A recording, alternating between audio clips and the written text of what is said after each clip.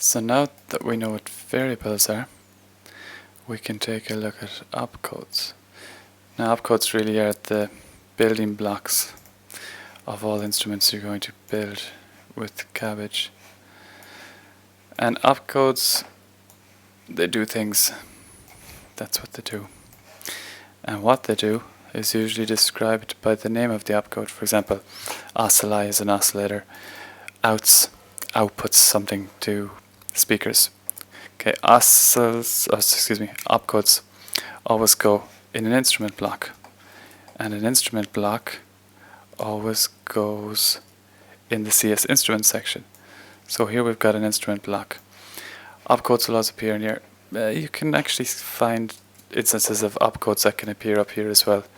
In this is instrument 0, but we can come to that later. For the most part, all your opcodes are going to go between an inst and an endin.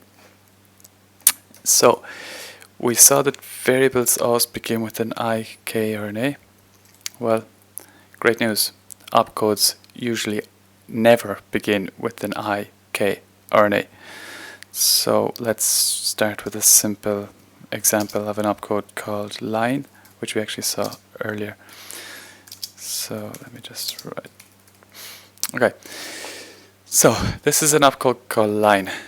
Opcodes always have input parameters. Well, actually, opcodes usually have input parameters and output parameters. Some will have input parameters and output parameters. Some will have only input parameters. Some will have only output parameters. See, it's not confusing at all. Now the input parameters always go on the right hand side of the opcode. In the case of line, we have 3 input parameters. The first one is a starting value. The next one is time value, and the next one is the end value. So basically what line does is it draws a line from 0 moving upwards to 1000 in 100 seconds. Okay, so the input arguments are always passed to the right hand side of the opcode. And the output arguments are always passed to the left hand side of the opcode. So they're going to appear on the left. So what happens when this instrument runs is the line opcode is going to start computing. It's going to start calculating values between 0 and 1000. And each time it's called, it's going to return the value to K-line. K1, excuse me. K-line would have been a good name for it, but I called it K1.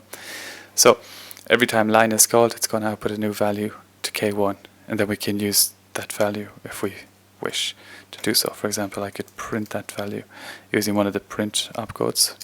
Say print and then K1. So if I save this and press the MIDI keyboard, we'll see in this screen down here, we should have values been printed. So we can see K-line goes 0, 99. If we wanted to make this a very simple counter, we would just make it go to 100 in 100 seconds. And now it's going to move in, should be 1, 2, well, it's very close. Okay. So different opcodes are going to have, for example, we can see here, the print K opcode has only 2 inputs.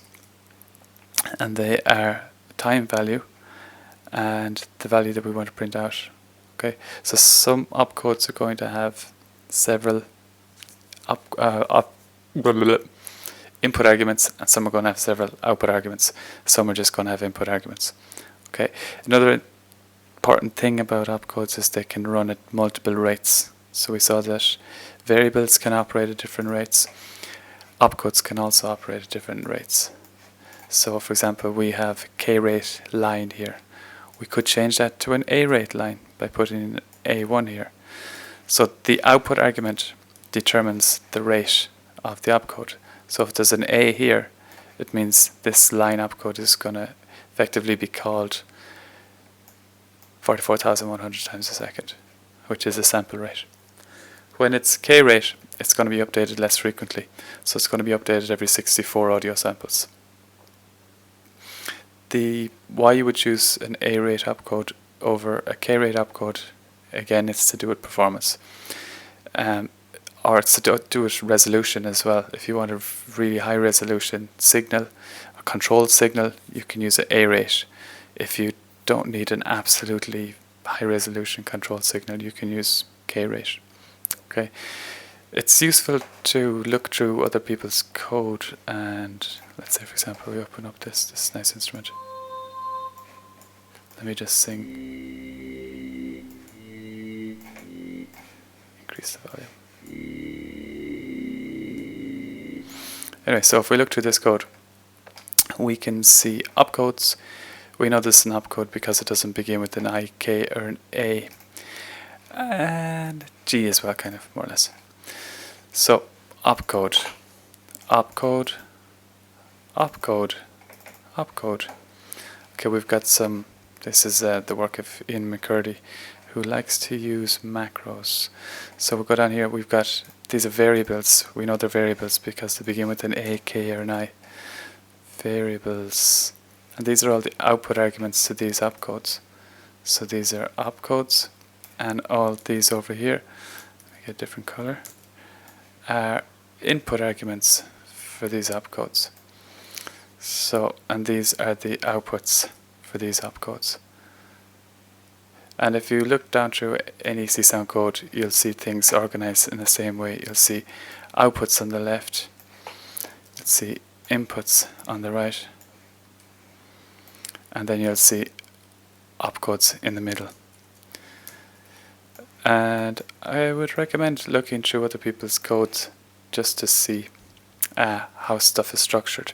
You know, even if you don't understand what's going on, it's good to be able to identify opcodes and different kind of control structures like if and then, so on and so forth. So that's a very quick introduction to opcodes.